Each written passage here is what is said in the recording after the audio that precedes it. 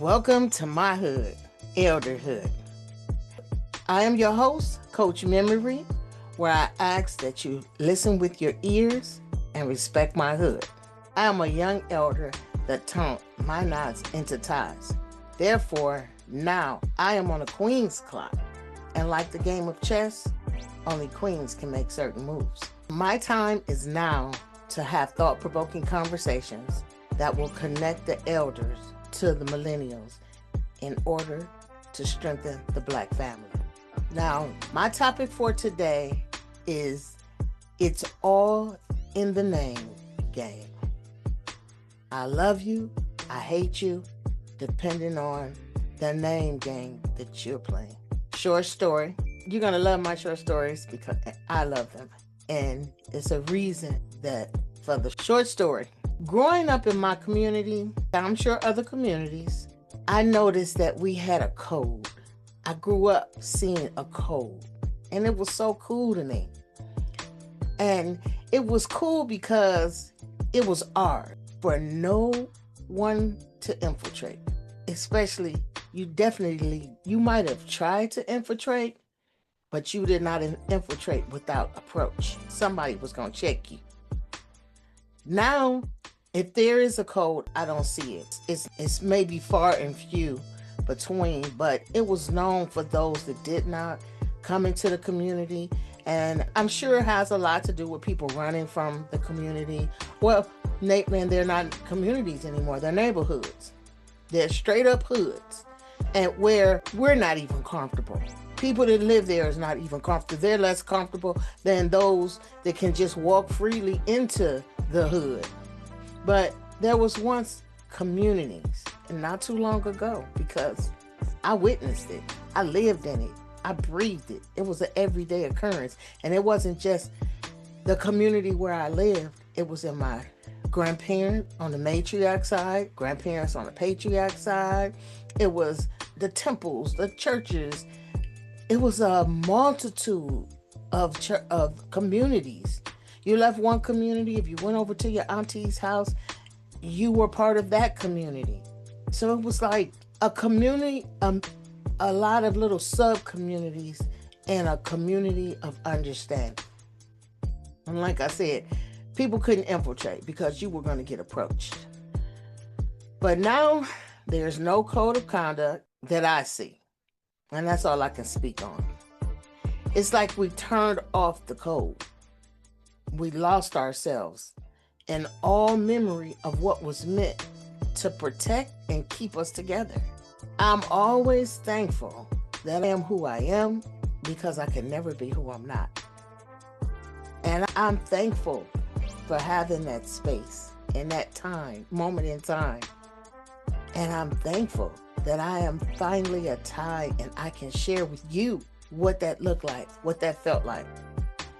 And we can get it back. It is allowed. It's okay. We can move mountains. We can make communities. We see it with everybody else. We've seen it done. I've witnessed it. I lived it, like I said. So it's possible. You just have to have the desire, the want. And it's like people always say, why come celebrities don't come and build here? Or why don't celebrities come to the neighborhood? I agree with that with some people that grew up in the neighborhood, in the community. They should come back to what the community that they took from. But when you talk about people coming and building, you have to show that it's worth building. It's worth coming to your city or your state and saying, you know what, let's build here. Because when you look at it and you look at all the people and who comes to mind to me right now is Nipsey Hussle.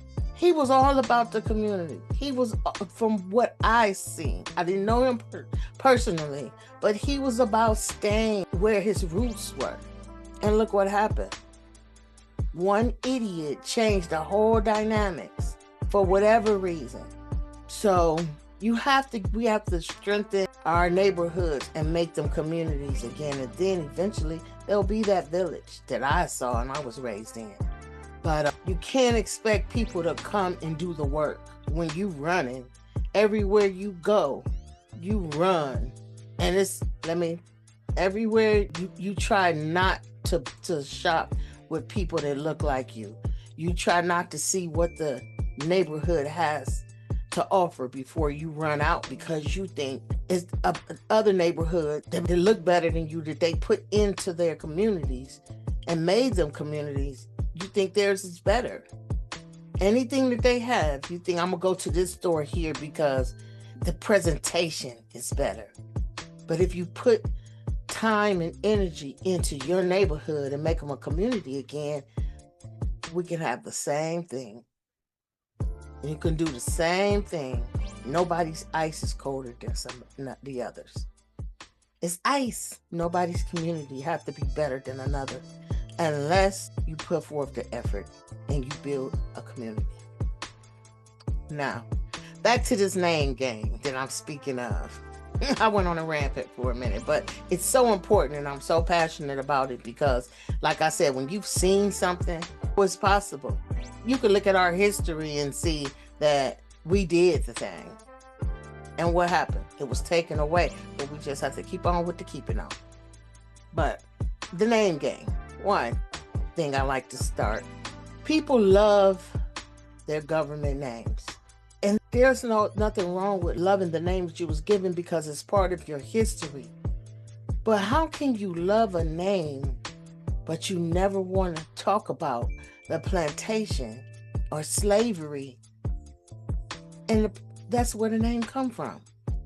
9 times out of 10, your name came from generations and generations of slave masters. I know my name, Patterson. I know that my ancestors came, and when they were freed, if you will, they were on a Patterson plantation. The slave master, more times than not, more likely than not, was Patterson. It didn't come from where my ancestors originated.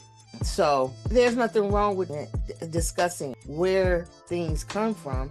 If you're going to take pride in it, understand the whole lineage of it. Tell your story with pride. And if you choose to change it, if you don't choose to change it, don't. But still know, ignorance is not a bliss. Know your lineage and where that name came from. What state or states. Because 9 times out of 10 in slavery, you went from the plantation, depending on the needs and desires of that particular slave master. But love your government name, but know where it come from. And stop running away from slavery conversations. Nothing's going to change. And just like the Jewish community, what do? They never let you forget. But the Black community, we never want to remember. But we'll take pride in some things that we'll discuss later. Now, mixed race is nothing new. I hate to tell you, but mixed race is nothing new. The difference in the mixing and the conversation today is that Black people will proudly rep the bloodline of a rapist, slave master, but not the victim or the ancestor. And then will wonder why the family rapist or predator is never brought up on family charges and is so comfortable just running through and just comfortably being able to come to family gatherings. It's in the DNA. And that trauma does not stop. It just evolves. It just changes. The names, the faces may change, but it's still the same. It's still deep in there. And I tell you, I cringe. I literally cringe when Black people will say on St. Patrick's Day, I'm Irish. Or they'll say, oh, that skin tone. I'm an Indian, or I'm Native American. I'm Hispanic. I'm Italian. But frown upon what is evident to the world. You Black. You are American African. That's Dr. Umar's way he explained it, and I like that. You are an American African. And like I said, there's nothing wrong with knowing all parts. None of us is pure. Not one single person. But when you walking in the world, what do you look like? What are you seeing at? Now, other races of people take all our positives and will perfect it, wear it, talk it, walk it, but don't have to live it. And we give them carte blanche. Oh, that's my ninja. What? That was something that was amongst us, only us. And trust me, back in the 70s, I'm not sure about the 60s, but I'm sure if it was in the 70s and even the 80s, no one would dare call somebody outside of the community a ninja. And you know what word I'm talking about. I'm using the word ninja. And you know what it is. But I use it. I'm not frowning. I'm not saying that I'm a perfect human being, that I'm a perfect person, and there's things that I don't do, because I do. I had to teach myself how not to use it. And not only that, anybody, but I can only speak about Black, but I'm sure anybody leaving out of their neighborhoods or community, they leave certain things. When you're with your family, you leave certain things with your family. It's certain words that are used that you would not dare use outside of the family, or you wouldn't dare use outside of the neighborhood. That's how it was with communities. It's certain you're not gonna talk the same way around different types of people. So now I have seen people that go out of their way to not rep what God intended, made them, what the world sees them as. They go out of their way to say, oh, that's not me, and that's your prerogative. But it's still a conversation that needs to be had, because our little babies are not thinking that they are worthy of being proud of being Black. So we need to have a conversation, even if it doesn't go back to the way it is with the music. It's hard to tell somebody not to say the word ninja when it's in every single lyric on a rap song. I was on TV. They use it. It's nothing. But other communities would not allow that. And like I said, some people say you embrace it. We embracing it. We're taking the word back. We're taking it back and having it, making it a positive instead of a negative, not giving it the power. Everybody needs to be on the same page. Please explain it to me and let me know what we're doing, because I don't understand. Some places it's used, some places it's not. Some places it's offensive, some places it's not. So explain it to me, because I was always taught, build your vocabulary. You don't have to use the cuss words and the ninja lap because your vocabulary is small. No, fix your vocabulary, build your vocabulary. And that comes from reading a book, listening to an audible, just picking out words and making it a game with your children and say, this is going to be our word for the week, or this is going to be our word for the month. Let's try to use this word in sentences and when we're talking and when we're discussing things, and not use another term for it. I did it. I'm not telling you anything that I have not tried and have not did, because names are important. Vocabulary is important. You're living in a world, unless you don't have to deal with nobody but your family that loves you and allow you to be and do whatever you want to do. You're living in a world that you need to have conversations, and you need to know how to hold a conversation. It's all in the name, okay? Love it or hate it. Now, please hear me when I say, only our ancestors paid the price for civil rights in a way that they paid.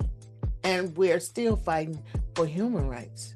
But when I say that, I'm not saying we're the only ones that have gone through anything, but what I am saying, holes were sprayed on us.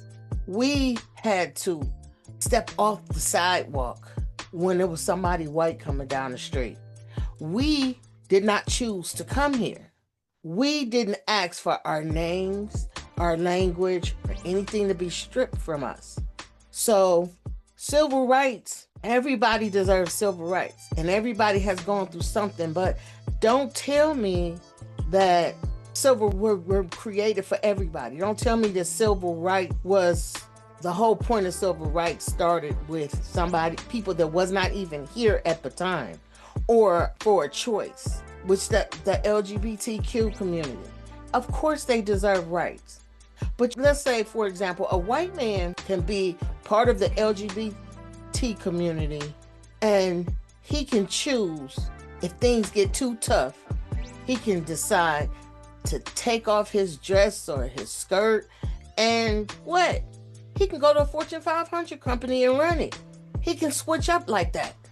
So you can't say that, oh, it's not possible for this whole civil rights movement, and it's not possible to just talk about and say black people are a part of it. But I pose the question, how many people had dogs, German shepherds, was sick on them? How many people had to have the National Guard walk them to school and being beat and hugged and cursed at their babies? How many people was not allowed to go to certain churches where God is, right? So when you talk about civil rights, first we had to fight for human rights. And then, and only then, we had started fighting for civil rights. And everybody else became part of the whole civil rights movement. We had a whole lot of people that helped, and I appreciate that. And I never want to take away from what was done by others. But let's not ever pretend like we weren't forced here. We wasn't forced to be slaves, to be and not be considered a human being. We were considered 3/4 a human. Who else did that? So it's all in the name. You gotta know, you gotta understand all of these different movements, respect where it comes from. Now, we as a people were never individual mindset type of people because we needed one another. But now we are becoming more like the people that oppressed us. When people say that was a long time ago, but when you say that you take away from our history and ask anyone who had benefited from our suffering if they would change places or give up their privilege, and see what the answer is. So history will continue to repeat itself, and only until you recognize it, put it to bed, make reparations, pay for the wrongs, right the wrongs that you still benefit from today, just in the name. It's still the name game. You got to right your wrong. Now, dominant versus recessive. We are now, as black people, bleaching our skin. I know it's nothing new, but it's really standing out, I guess, because there's more money. People are willing to sacrifice. And it's rich people. It's very affluent, very popular, rich people that are doing it. So it makes, and then you see them on TV. They go from a black woman to a white chick. And I'm speaking of the Wayans brothers, that movie that they had. It was called White Chicks. So no disrespect. They looking like the movie White Chicks. It doesn't look right. But yes, to each their own. But it still need to be a conversation, because when you bleach your skin, you're changing the contour of your nose, wearing blonde hair, picking your lips, changing your lips. And full lips are in, but they're not full enough for you, or they're not, if you don't have full lips. Now you want full lips. But people they're changing their nose. They're going broke or dying over a BBL. When you can get into a gym and get that same BBL, and a lot of other people are learning that. Get in that gym and do some squats, and you'll get that BBL. And you won't look all disfigured or die. So tell me again, who has the dominant gene? Because you're whitewashing yourself. And it doesn't feel right when you look and then you watch these babies. And what do? They put braids, fake hair in their hair for braids even. They straighten their hair. They put perms in their hair, knowing that it causes cancers. All for a look. What do they have to look forward to when they get older? Now, I love changing my hair. Blonde is just not something you'll ever see on me. That's a personal thing for me. But there's nothing wrong with putting your makeup on and dyeing your hair. I do it every summer. But it's not because I think that I'm less than. It's not because I think that anybody else is better. And then I just think it's just a strange thing that everybody is wearing this blonde hair now. Long. I don't understand it. Maybe they feel like blondes have more fun.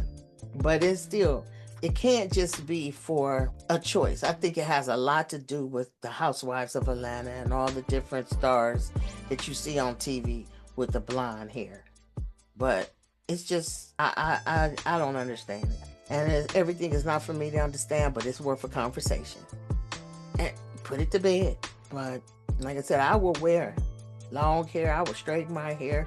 But I love my kinky corners because I was taught to love myself. Uncle Tom. I want to talk about Uncle Tom, and then we could be done with it. Uncle Tom was a black man of honor, and Sambo was the one that would sell out black people. If people of other races looked at him, he was better than other blacks. That's all he wanted, to feel like he was better than people that looked like him. But people who have talked about Uncle Tom, and get Uncle Tom's cabin. Read up on Uncle Tom. He was not a bad man. He was a man of honor. He died a man of honor, and they like to switch history. And that's why history is so important. You got to know these names, and you got to understand when you put stuff out there, what you're saying. It's just like people I have called Dr. Martin Luther King, not polygamous. They have called him, said he cheated on his wife, and all of these disparaging things that other people would never let you say about their greats. So we have to keep people great, and we have to understand when we put names out there what that all means. Look up Uncle Tom. He was not. Sambo was the one that did the most in a negative way. Uncle Tom did not. We're going to talk about this whole light-skinned. I say light-skinned, and why does it still matter? Complexion is only important to weak-minded people. Depending on the makeup of a family is going to determine your light or dark skinnedness. Think about how the kids are feeling.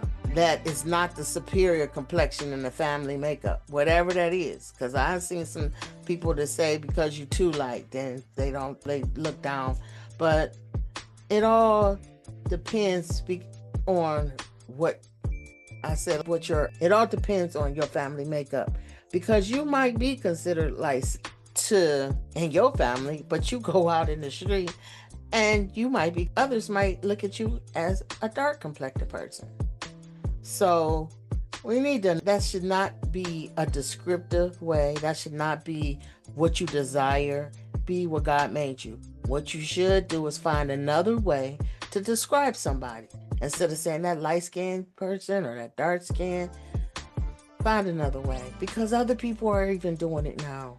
And I had to clutch my pearls. I couldn't believe none of a black race said like that light-skinned person or that dark-skinned.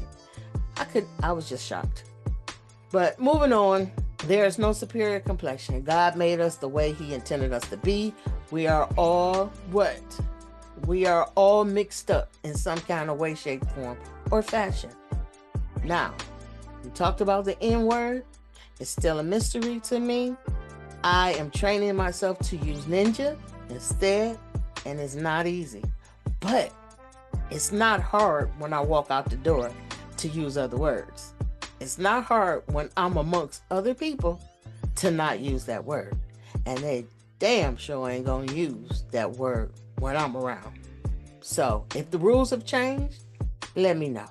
We as a people are the only overly forgiving people that are colorblind. I'm gonna say that again. Black people are the only overly forgiving people, and they're colorblind. Only ones that's colorblind. God made colors for a reason. We're the only people that are colorblind, and anytime a person is murdered in the streets, anything happen, they'll say, oh, I forgive them. God is going to take care of it. No. God give you foresight, give you a brain, you take care of it, and stop being so forgiving. We are quick to forgive everybody but those that look like us, those that look like you. You don't forgive them. Let them do one thing wrong and you'll hate, oh, he messed up my truck. You'll never go back to another black person because the one person didn't know what they were doing. Oh, he came in my house. He stole my money. He took my money. That was that particular person. That has nothing to do with the whole race of black people. So stop it. We are so not a religious part. Like I said before, we are so religious, but the Most High God created us in his image and likeness. We have to get out of that hate in our skin color. That should be one of the biggest flexes that you have. Let somebody call you Blackie. Thank you. Thank you very much. County, it's all in the name, gang. We'll pick up on more conversation at another time. And until now, it is time for what? The segment. Don't shoot the messenger, change the message. Listen, do not scratch unless you itch. And don't dance unless you hear some music you like. That means when somebody that don't look like you are talking to, you don't have to dub dance and do all that scratching. That's something that was said back in the day. And that's something my father and my mother used to tell me all the time. You look a person in their face, in their eye, you give them a firm handshake, and you do not scratch unless you itch, and you don't dance unless you hear music. Take it from there. Till next time, I leave you on the black hand side with positive energy, peace, and black pride. I want my knots and my ties to know that you are never alone. And if you don't have a connection to your family, you do not. I am here to build community. You can book a one-on-one discovery call with me, Coach Memory, and we can discuss what the next steps look like for you. You can also find me on all social platforms at Respect My Elderhood. I have a business page, The Family Legacy Coach, and a private page called A Queen's Clock.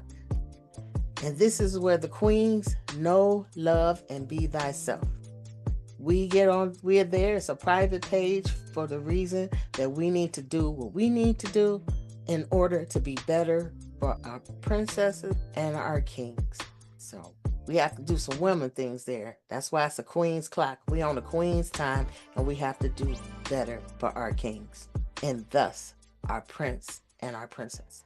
So know, love, and be thyself is the key. Let's heal so we can build.